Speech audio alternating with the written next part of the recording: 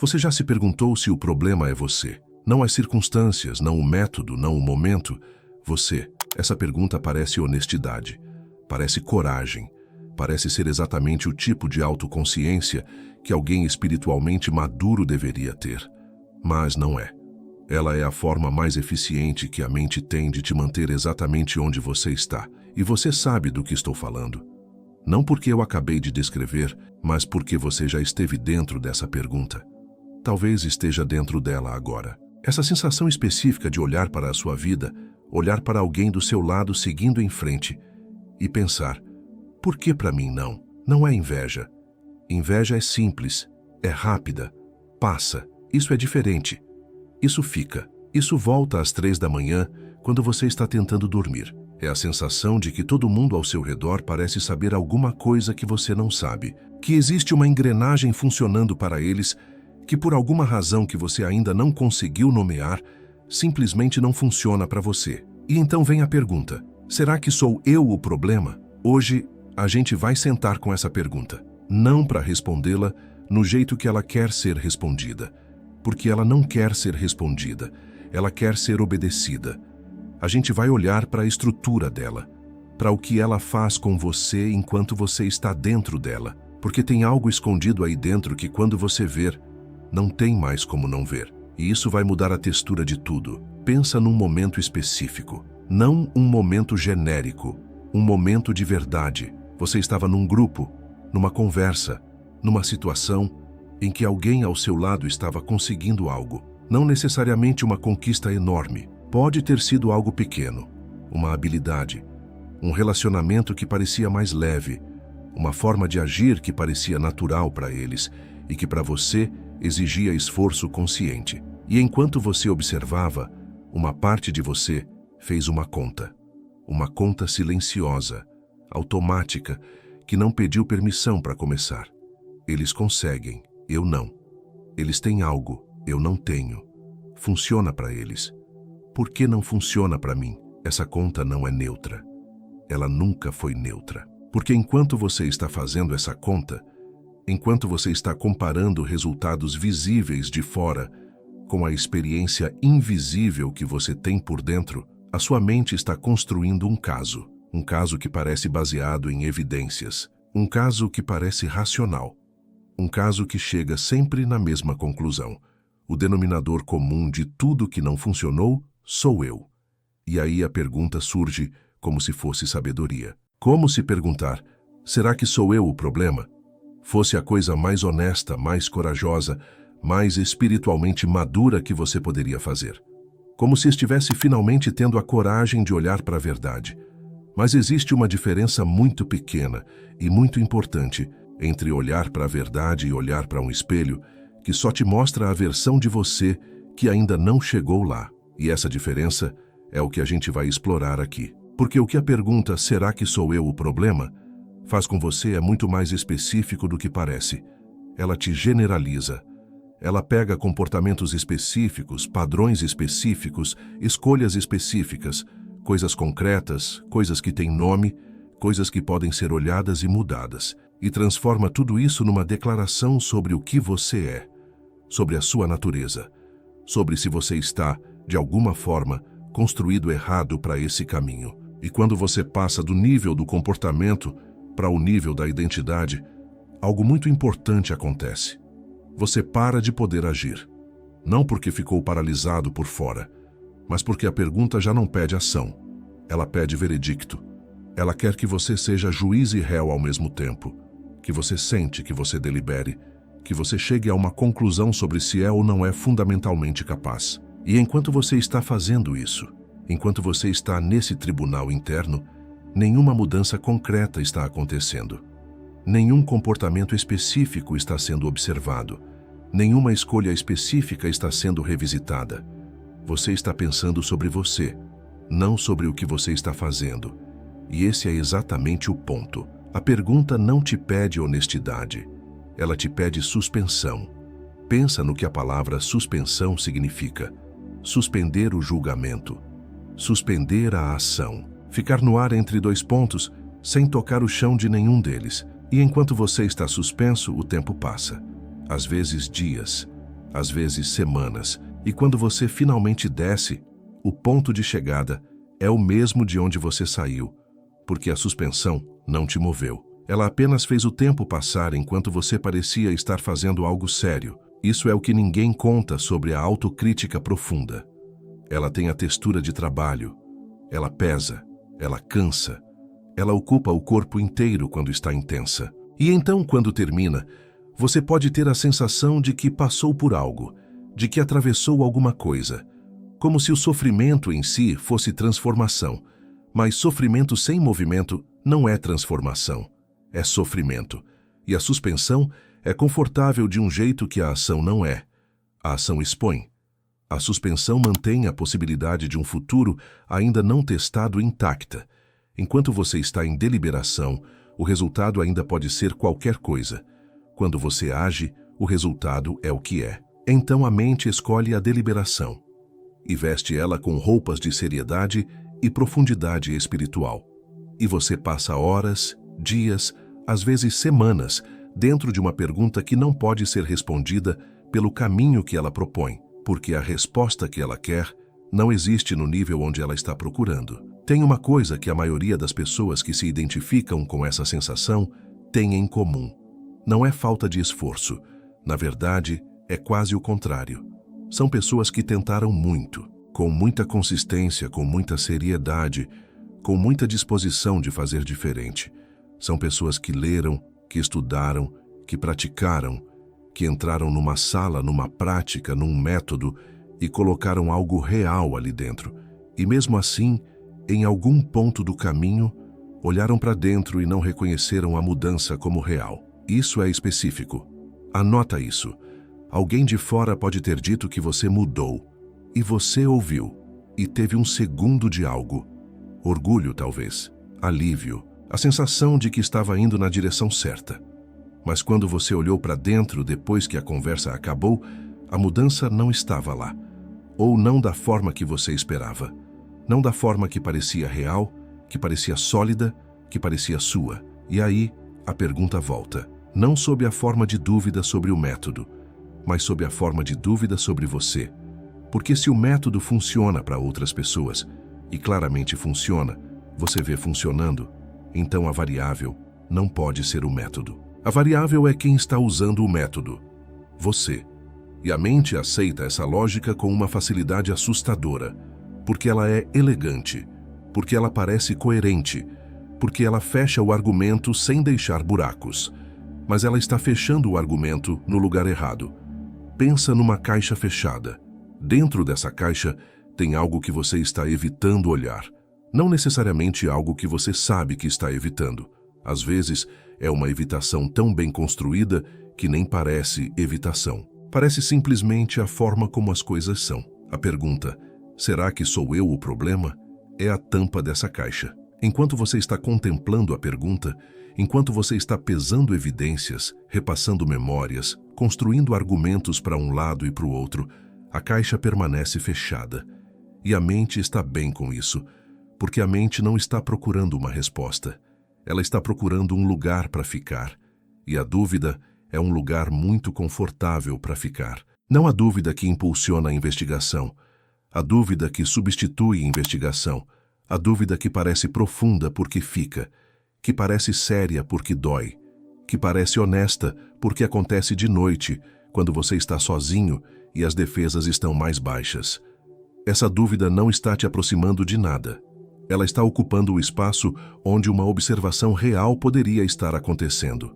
E a observação real, a que a caixa está protegendo, não é sobre o que você é sobre o que você está fazendo, ou deixando de fazer, ou fazendo de um jeito específico que ainda não mudou, que ainda está operando no automático, que ainda está produzindo o mesmo resultado que você está cansado de receber. Mas olhar para isso seria diferente de contemplar se você é o problema. Olhar para isso exigiria especificidade, exigiria nomear uma coisa, não a sua natureza, não a sua essência. Uma coisa, um padrão, um comportamento, uma escolha que se repete. E nomear uma coisa te coloca numa posição muito mais vulnerável do que declarar que talvez você seja fundamentalmente defeituoso, porque uma coisa pode ser mudada. E se pode ser mudada, Você é responsável por mudar. Responsabilidade específica dói mais que condenação geral, porque condenação geral tem um estranho conforto. Quando você declara que tem algo de fundamentalmente errado com você, paradoxalmente tira um peso. O peso da escolha, o peso de ter que fazer diferente. Se o problema é quem você é, você não tem muito a fazer além de esperar que algo mude na sua natureza, ou aceitar que não vai mudar. Mas se o problema é o que você está fazendo, você tem trabalho pela frente, e trabalho específico, sem desculpa, sem lugar para se esconder. Por isso a condenação geral parece pesada, mas funciona como alívio. Ela fecha o caso. Isso é o que ninguém fala sobre a autocrítica. A gente trata a autocrítica como se fosse o oposto da autoilusão. Como se quanto mais você se criticar, mais honesto você está sendo consigo mesmo. Como se a dureza fosse prova de lucidez. Mas existe um tipo de autocrítica que é, na verdade, a forma mais sofisticada de autopreservação que a mente conhece. Funciona assim. Você chega antes de qualquer pessoa com um veredicto sobre você. Você já sabe que não funciona, que não consegue, que tem algo de errado. Você carrega esse veredicto com você para dentro de qualquer situação nova. E o veredicto funciona como escudo. Porque se você já sabe que não vai funcionar, você nunca precisa realmente tentar do jeito que exporia você a descobrir que não funcionou. Você pode tentar de um jeito que parece tentar, que passa por tentativa, que produz esforço visível. Mas existe um lugar dentro dessa tentativa, um lugar muito pequeno, muito silencioso, onde você já decidiu o que vai acontecer. E essa decisão não está na sua consciência. Está na crença que você tem sobre o que você é capaz de ser. Isso é diferente de falta de confiança. Falta de confiança ainda está olhando para o resultado com alguma abertura. Isso é algo mais fechado. É uma crença que se autoconfirma, que seleciona evidências que a sustentam e descarta evidências que a contradizem, que te mantém consistentemente abaixo do limiar onde uma mudança real poderia se tornar visível. E a pergunta, será que sou eu o problema? Não questiona essa crença. Ela a alimenta, porque a pergunta está operando dentro da lógica da crença. Ela está assumindo que existe algo de fundamentalmente errado que precisa ser investigado, e investigando a partir disso, não questionando se o pressuposto é verdadeiro, aceitando o pressuposto e tentando entender o seu tamanho. Tem um experimento interno que eu quero te propor. Da próxima vez que essa pergunta aparecer, da próxima vez que você estiver se perguntando se o problema é você, eu quero que você pause antes de entrar nela, não para evitar a pergunta, para fazer uma outra pergunta antes. O que especificamente eu estou chamando de o problema? Não em geral.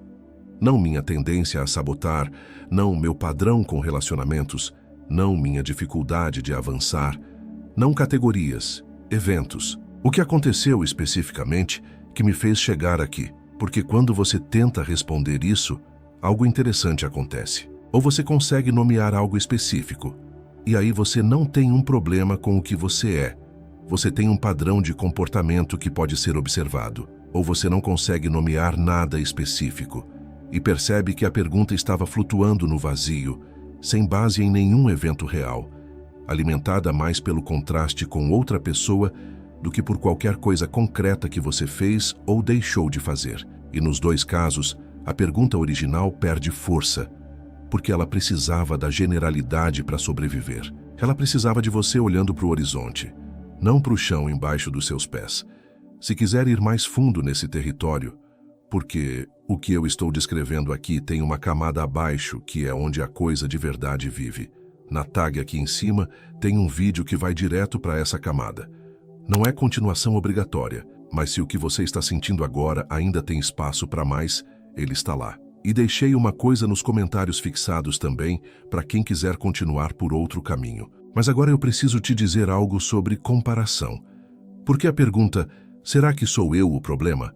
Raramente aparece no vácuo. Ela quase sempre aparece depois de uma comparação. Você viu alguém, você mediu. E no espaço entre o que você viu neles e o que você sente por dentro, a pergunta nasceu. Mas tem uma coisa sobre comparação que a gente raramente nomeia. Você nunca tem acesso ao interior de outra pessoa. Isso parece óbvio. Mas não é. porque a mente se comporta como se tivesse. Ela pega o exterior visível de outra pessoa, o resultado, o comportamento, a aparência de facilidade, e compara com o interior invisível que você tem de si mesmo, com o esforço que ninguém vê, com a dúvida que acontece antes, com a batalha interna que antecede qualquer coisa que você produz. Isso não é uma comparação, é um espelho distorcido. É você colocando a versão mais polida de outra pessoa ao lado da versão mais bruta de você mesmo e depois perguntando por que a diferença é tão grande. Que o resultado dessa conta não é informação, é distorção. É uma sensação que parece dado, mas é ficção. Não estou dizendo que a outra pessoa não está indo bem. Talvez esteja, mas você não sabe o que custou. Você não sabe o que está por baixo. Você não tem acesso ao roteiro interno. As noites em que eles também duvidaram, aos momentos em que eles também estiveram exatamente onde você está agora, aos padrões que eles ainda carregam, que você simplesmente não consegue ver do ângulo em que está olhando. A comparação nunca foi sobre informação, foi sobre sentimento. E o sentimento que ela produz não te ajuda a avançar, ele te ancora no lugar. Mas existe um uso da comparação que é diferente disso. Existe um uso que é útil. Quando você olha para alguém que foi onde você quer ir e pergunta o que eles fizeram, não o que eles são, o que eles fizeram. Quais foram as escolhas concretas, as ações específicas, o processo real que produziu o resultado que você está vendo? Isso é aprendizado. Isso é extração de informação de uma fonte que de fato tem informação relevante. Mas isso é completamente diferente de olhar para alguém e comparar o resultado deles com o resultado seu e concluir algo sobre a sua natureza. A primeira pergunta abre, a segunda fecha. E a maioria das comparações que a gente faz instintivamente é a segunda. Aqui olha para o resultado e tira conclusão sobre o ser. Não sobre o processo, não sobre as escolhas, sobre quem a pessoa é comparado com quem você é. Isso nunca vai ser informação útil, porque o que a pessoa é não é replicável. O que ela fez, pode ser. Então, da próxima vez que você se pegar comparando, antes de deixar a pergunta se instalar, veja se consegue mudar a direção do olhar, de o que eles são para o que eles fizeram, de resultado para processo, de conclusão sobre você para aprendizado sobre o caminho. Tem gente que viveu 5, 6 anos dentro de uma comparação constante, medindo todo encontro, todo post, toda conquista alheia, como se fosse dado sobre o próprio valor. E quanto mais mediam, mais a pergunta crescia. Não porque a evidência acumulava, mas porque a atenção, quando focada num ponto por tempo suficiente, cria a sensação de que o ponto é real e fixo e importante. O que você foca, cresce, não no mundo, dentro de você. Na textura da sua experiência, no peso das suas interpretações, na rapidez com que seu sistema nervoso vai parar naquela conclusão. E quando a comparação se torna hábito de percepção, ela reescreve o ângulo de toda observação. Você não está mais vendo a realidade. Está vendo a realidade filtrada pelo script da comparação. E o script tem um personagem principal. Você como o que ficou para trás. Existe uma versão de você que está esperando do outro lado dessa pergunta. Não esperando que você chegue a uma resposta. Esperando que você pare de fazer a pergunta. Porque enquanto você está ocupado investigando se é ou não é fundamentalmente capaz, enquanto você está em julgamento, em deliberação, em espera do veredito, essa versão não pode aparecer. Não porque ela esteja distante, mas porque o espaço onde ela precisaria aparecer está ocupado pela investigação. A mente funciona muito bem como tribunal. Ela coleta evidências, pesa argumentos, chega a conclusões provisionais. Mas a mente é um instrumento péssimo para te dizer o que você é. Ela só sabe o que já foi. Só sabe o que já foi registrado, o que já foi vivido, o que já foi confirmado suficientes vezes para virar padrão. Ela não tem acesso ao que você ainda não foi. E você ainda não foi. Ainda não chegou à versão que está tentando alcançar. Não porque não seja capaz, mas porque nenhuma versão de você que ainda não existe pode ser provada por uma versão que ainda existe. O argumento é circular. A evidência que você está buscando para saber se vai conseguir só existe depois que você conseguiu. Enquanto você está pedindo garantia, o passo que produziria garantia não está sendo dado. A neurociência tem um nome para isso. Ela chama de sistema de avaliação antecipatória, a parte do cérebro que tenta calcular o custo-benefício de uma ação antes de tomá-la. É uma função útil, salva vidas, mas ela foi desenhada para situações onde o risco é físico e imediato, não para crescimento humano, onde o único jeito de saber se funciona é fazendo. Quando você tenta aplicar o sistema de avaliação antecipatória ao seu próprio potencial de transformação, você está usando uma ferramenta errada para um trabalho que ela não consegue fazer. É como tentar medir temperatura com uma régua. O instrumento não foi feito para isso. O resultado é uma sensação de impasse, de que você precisa saber antes de fazer, de que existe alguma informação que, se você tivesse, resolveria a questão, de que está faltando uma peça. A peça que está faltando não é informação, é ação, e só existe do outro lado da ação. Tem uma coisa que a gente carrega de um jeito que não percebe. Não é crença no fracasso, é algo mais sutil. É uma equação interna sobre o que é justo que aconteça com você. Ela foi construída ao longo do tempo, por coisas que disseram sobre você, por coisas que você concluiu sobre si mesmo em momentos de dor, por padrões que se repetiram suficientes vezes para parecerem lei. E essa equação determina, antes de qualquer esforço, antes de qualquer tentativa, qual resultado parece aceitável, qual resultado parece merecido.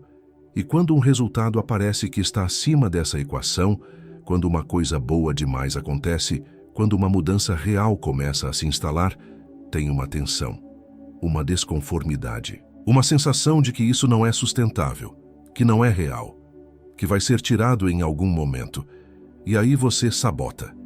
Não conscientemente, não com intenção, mas com uma precisão que, se você pudesse observar de fora, pareceria quase cirúrgica. Você chega exatamente no ponto onde a mudança estaria se consolidando e faz alguma coisa, ou deixa de fazer alguma coisa, que te traz de volta para onde a equação diz que você deveria estar.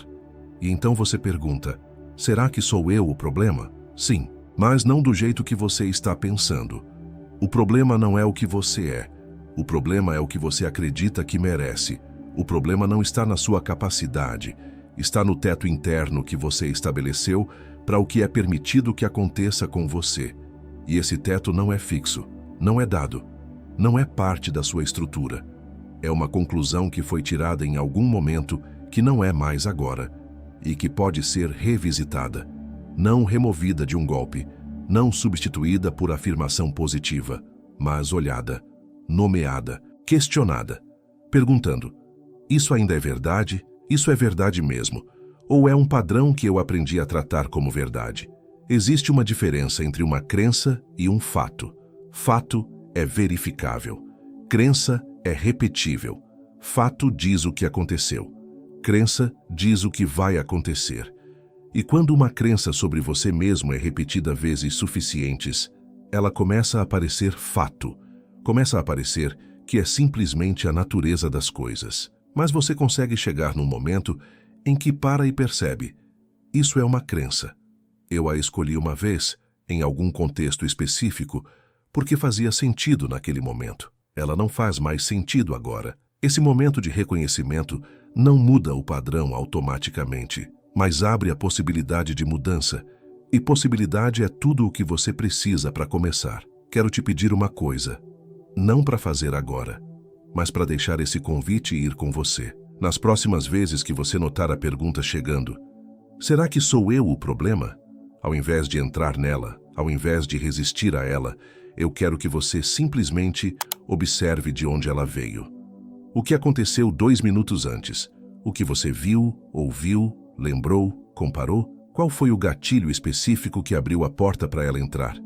Porque a pergunta não surge do nada. Ela surge de um lugar específico, de um contexto específico, de um momento em que algo no ambiente fez a crença se ativar. E quando você consegue ver o gatilho, quando você consegue ver a cadeia que levou à pergunta, a pergunta deixa de parecer uma descoberta sobre você e passa a parecer o que sempre foi, uma resposta automática, uma proteção, um mecanismo que foi útil em algum momento e que ainda está operando mesmo depois que a utilidade passou. Se você quiser deixar isso nos comentários, não a resposta, mas o que você observou, isso estaria lá, fixado, esperando. Agora eu quero falar sobre o que está dentro da caixa, a coisa específica que a pergunta protege, porque não é a mesma coisa para todo mundo, mas existe um padrão, e quando você vê o padrão, você reconhece.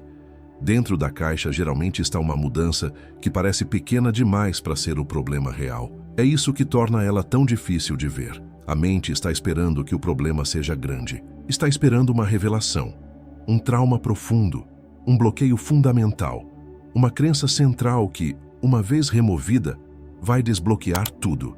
E enquanto ela está esperando isso, a coisa real está ali, tranquila, sem drama, parecendo pequena demais para ser importante. Pode ser a forma como você se comunica numa situação específica. Pode ser o momento exato em que você recua quando sente resistência de outra pessoa. Pode ser o hábito de pesquisar mais um pouco antes de começar. Não porque você precisa de mais informação, mas porque começar expõe você ao resultado.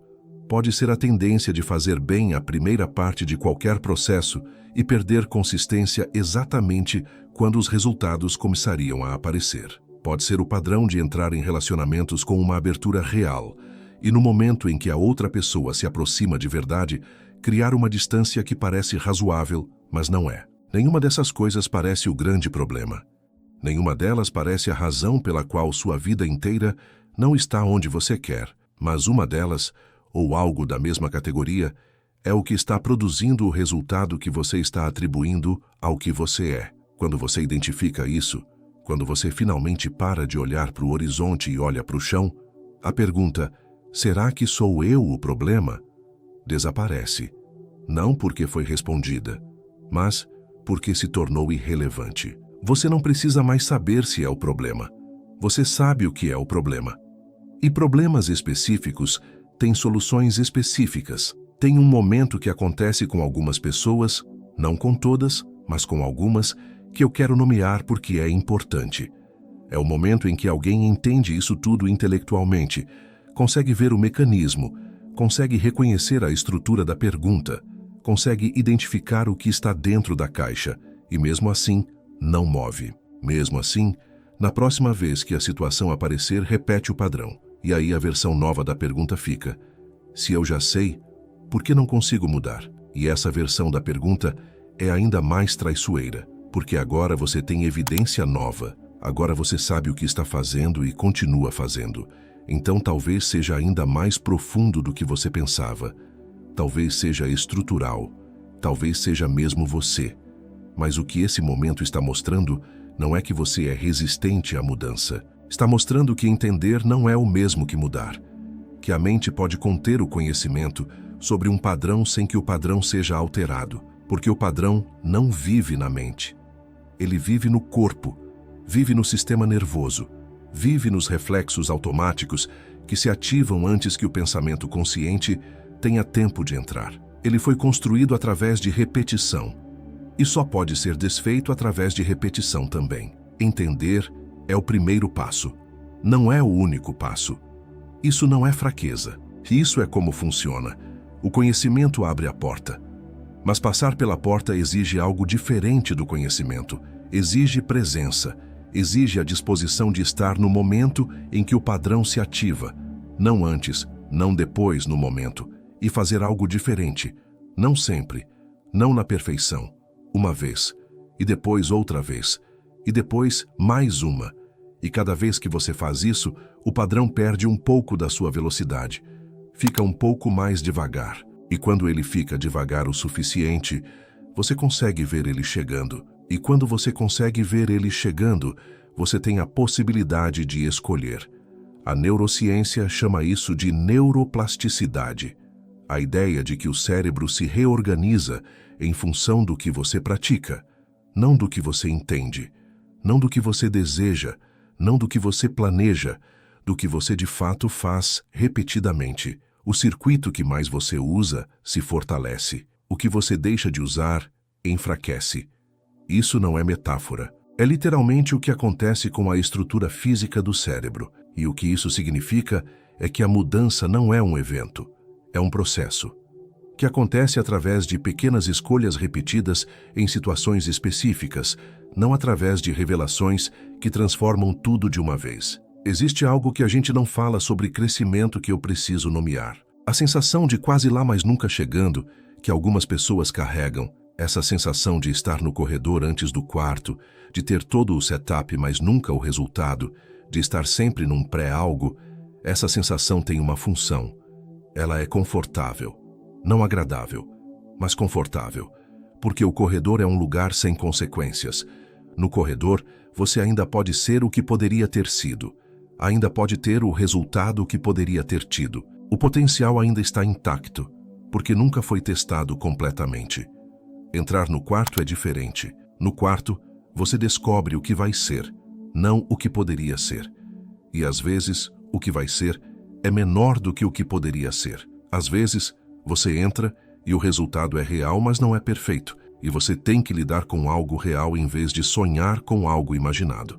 O corredor parece limitante, mas ele protege uma coisa que o quarto não protege.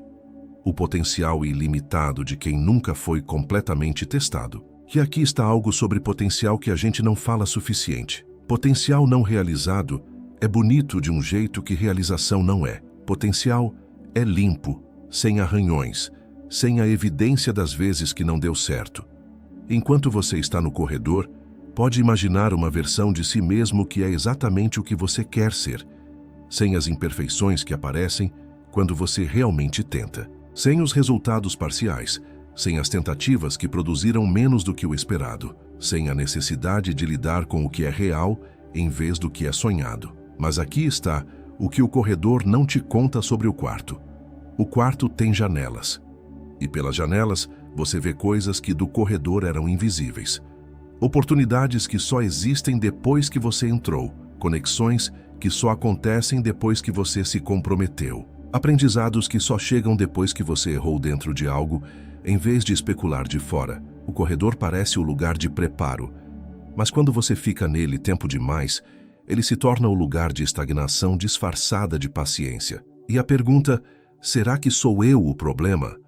É uma forma de continuar no corredor, de manter a questão em aberto, de não entrar de vez num comprometimento que exporia o resultado ao julgamento da realidade.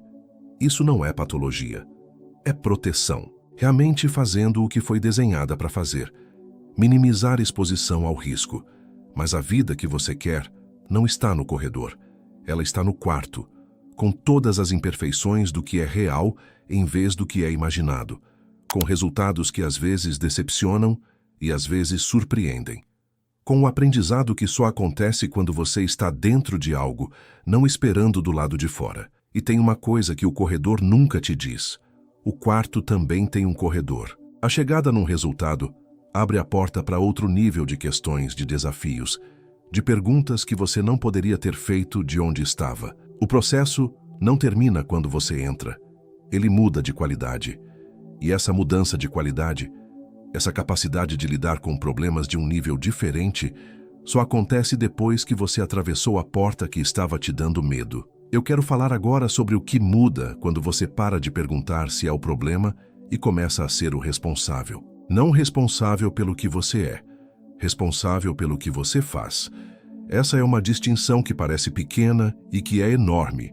Quando você é responsável pelo que você está preso, porque você não pode mudar o que você é de um jeito direto e deliberado. Você só pode mudá-lo indiretamente, através do que você faz. Mas se o foco está no ser, no julgamento da sua natureza, o fazer fica fora do campo de visão. Quando você é responsável pelo que você faz, você está no campo do possível. Porque o que você faz pode ser observado, pode ser modificado, pode ser feito diferente. Não perfeitamente, não de uma vez, mas pode. E existe algo que acontece com a mente quando ela para de estar em julgamento e passa para a observação. Ela fica mais quieta, menos dramática, mais precisa. O julgamento precisa de emoção para existir. Precisa do peso, da carga, da sensação de que algo importante está sendo decidido. A observação não precisa disso. A observação pode ser fria, limpa, técnica. Pode olhar para um padrão sem carregar o padrão. E quando você observa o padrão sem carregar o padrão, você consegue ver o que ele é de verdade. Um hábito, uma resposta aprendida, uma sequência de comportamentos que foram úteis em algum contexto e que ainda se ativam mesmo quando o contexto mudou. Não uma falha de caráter, não uma evidência de deficiência fundamental. Um hábito. E hábitos podem ser mudados. Isso não é slogan de autoajuda. É o que a biologia mostra. Quando você pratica um comportamento novo, o caminho neural que ele usa começa a se fortalecer. Quando você para de praticar um comportamento antigo, o caminho começa a enfraquecer. O processo não é rápido, não é linear, mas é real. E é disponível para qualquer pessoa que decida usar o sistema nervoso como aliado, em vez de tratá-lo como destino fixo. Há pessoas que saem desse ciclo não através de uma revelação transformadora, não através de uma prática espiritual que abriu tudo de uma vez. Elas saem fazendo uma coisa diferente numa situação específica, e depois observando o que aconteceu, e depois fazendo diferente de novo, sem drama, sem headline, sem o sentimento de que algo grande estava acontecendo. E quando olham para trás, 6 meses depois, percebem que o chão mudou embaixo dos seus pés, não de uma vez, em passos tão pequenos que cada um parecia insignificante. A mudança real raramente se anuncia. Tem pessoas que chegam num ponto no caminho espiritual, onde percebem que sabem muito e mudaram pouco, que têm vocabulário rico, que conseguem descrever os processos com precisão, que entendem os mecanismos da resistência, da crença, do padrão, e que mesmo assim voltam para casa toda noite para uma vida que não mudou tanto quanto o entendimento sugeria que mudaria. E aí vem a versão mais sofisticada da pergunta. Não, será que sou eu o problema? No jeito ingênuo, mas numa versão mais refinada. Talvez o meu processo de crescimento seja simplesmente mais lento. Talvez eu precise de mais tempo. Talvez existam bloqueios mais profundos que ainda não foram tocados. Isso pode ser verdade, e ao mesmo tempo pode ser o corredor de novo. Uma versão mais elaborada do mesmo mecanismo, agora com o vocabulário espiritual para dar aparência de profundidade. A questão não é se seus bloqueios são profundos, é se você está olhando para eles ou sobre eles. Existe uma diferença entre contemplar a natureza da resistência e entrar em contato com um ponto específico de resistência na sua própria vida. Entre entender que crenças limitantes existem e nomear a crença limitante específica que está ativa em você agora, nessa semana, nessa relação, nessa situação, o geral é fácil. O específico é onde a coisa real acontece. E o específico é o que a pergunta, será que sou eu o problema? Está te convidando a evitar. Então o que você faz com tudo isso? Não como framework, como próximo passo real. Para hoje, pensa numa área da sua vida onde você ainda não chegou onde quer. Não em geral. Uma área. Pode ser profissional, pode ser relacional, pode ser prática, pode ser interna. Uma área. Agora pensa no que você está fazendo nessa área. Não o que você está sentindo, o que você está fazendo. Os comportamentos específicos, as escolhas específicas, a sequência de ações que você tem tomado. E dentro dessa sequência, vê se tem uma coisa que você já sabe por dentro que poderia ser diferente. Não que deveria ser diferente de acordo com um padrão externo, que poderia ser diferente de acordo com o que você mesmo, quando está quieto, sabe que seria mais alinhado com o que você quer. Não um projeto de transformação. Uma coisa, porque é assim que o corredor se transforma em quarto, não de uma vez, uma escolha de cada vez, numa situação específica, num momento específico. E quando você faz isso, quando você para de perguntar se é o problema e começa a olhar para o que é o problema, acontece algo que a pergunta nunca te permitiu sentir. A sensação de que você é capaz de agir, de que você tem acesso a alguma coisa, de que não estás num julgamento à espera do veredito, estás numa situação à espera da sua próxima ação. Isso não é autoconfiança, é anterior à autoconfiança. É a experiência básica de ser o agente da sua própria vida, não o observador dela. E essa experiência, quando acontece, muda a equação que a gente descreveu antes. O teto interno não se expande por declaração, ele se expande por evidência. Pela evidência que você cria quando você age diferente e o resultado é diferente. Mesmo que seja pequeno, mesmo que seja imperfeito, a evidência a acumula e a equação começa a ser reescrita, uma linha de cada vez. E agora eu quero te dizer algo sobre a sensação que ficou desde o começo. A sensação de que todo mundo ao seu redor parece conseguir. De que existe algo funcionando para eles que não funciona para você. De que você está faltando uma chave que os outros têm. Essa sensação não é informação, é perspectiva. É o ângulo específico de quem está olhando de fora para dentro. Mas o ângulo de quem está olhando de dentro, o ângulo que você não tem acesso quando está comparando, é muito diferente. É cheio de dúvida, de esforço invisível, de noites em que a pergunta "será que sou eu o problema?" apareceu também. É cheio de momentos em que a coisa que parece fácil de fora foi muito difícil por dentro. Você não está sozinho nisso. Nunca esteve. E essa frase não é consolo, é observação. Há mais gente carregando essa pergunta do que você imagina. Mais gente acordando às 3 da manhã com o peso dela. Mais gente se comparando e chegando na mesma conclusão provisória. A solidão que essa pergunta produz faz parte do mecanismo. Porque quando você sente que é o único, fica mais difícil de questionar. Quando você percebe que há um padrão humano amplamente compartilhado, o foco se desloca da sua falha individual para um mecanismo que você pode entender e, eventualmente, manejar diferente. A diferença entre as pessoas que parecem conseguir e as que ainda estão no processo não é capacidade fundamental, não é ausência de dúvida, não é a falta de uma pergunta difícil se instalando às 3 da manhã. É o que eles fazem com a pergunta quando ela chega. Se entram nela e ficam. Ou se olham para ela, reconhecem o que ela é e voltam a atenção para o que podem observar, nomear e mover. Existe um grupo de pessoas, você conhece algumas delas mesmo que não saiba, que aprendeu a usar a pergunta como indicador, não como destino. Que, quando a pergunta chega, não mergulham nela, mas perguntam: o que me trouxe até aqui? Qual é o gatilho? O que está sendo protegido? E com o tempo, a chegada da pergunta deixa de ser uma crise. Vira informação.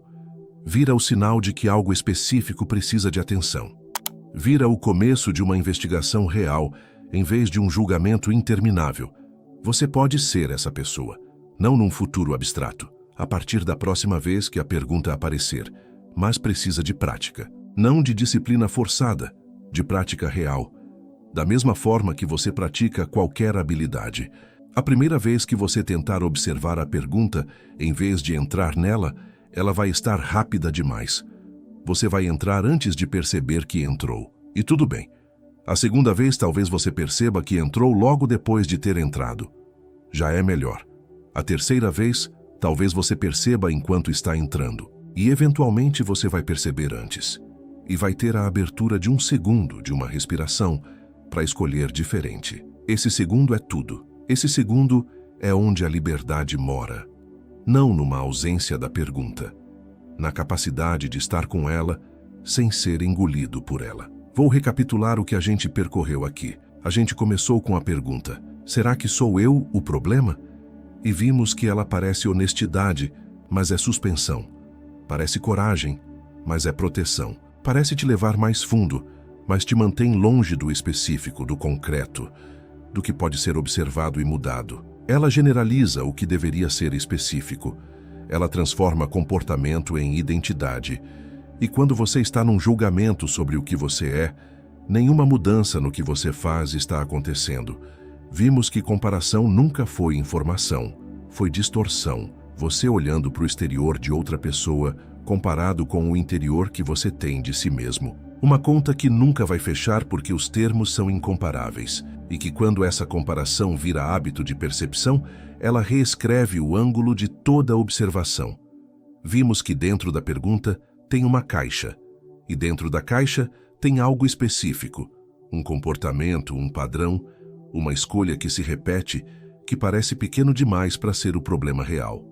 Mas é, porque o problema real quase nunca é dramático. Ele é simples, repetitivo, e está acontecendo num lugar que a pergunta nunca olha porque está ocupada demais olhando para o horizonte. Vimos que entender não é o mesmo que mudar, que o padrão vive no corpo, não na mente, e que mudar exige presença no momento em que o padrão se ativa, não entendimento sobre o padrão em geral, uma ação diferente, uma vez, e depois de novo. Vimos a equação interna, o teto do que parece merecido, e como ela se confirma através da sabotagem que parece acidental, mas é precisa, e como essa equação não é estrutural, é aprendida, e aprendida significa que pode ser desaprendida, linha por linha, através de evidência que você mesmo cria. Vimos o corredor, o lugar onde o potencial fica intacto porque nunca foi completamente testado. E como a pergunta "será que sou eu o problema?" é uma forma de continuar no corredor, de manter a questão em aberto, de não entrar de vez no que é real com todas as suas imperfeições e seus ensinamentos. E agora no final, eu quero voltar ao começo. Você se perguntou se o problema é você. Mas quem é o você que está fazendo a pergunta? Não a versão de você que a comparação constrói. Não a versão que a autocrítica habita. Não a versão que está no tribunal esperando o veredicto. Tem outra versão. A que observa quando você está quieto o suficiente para ouvir. A que sabe, com uma clareza que não precisa de argumento, o que ainda pode ser diferente. A que não está convencida de que o julgamento é o lugar certo para ficar. Essa versão não está te esperando lá na frente. Ela está aqui, agora, por baixo da pergunta.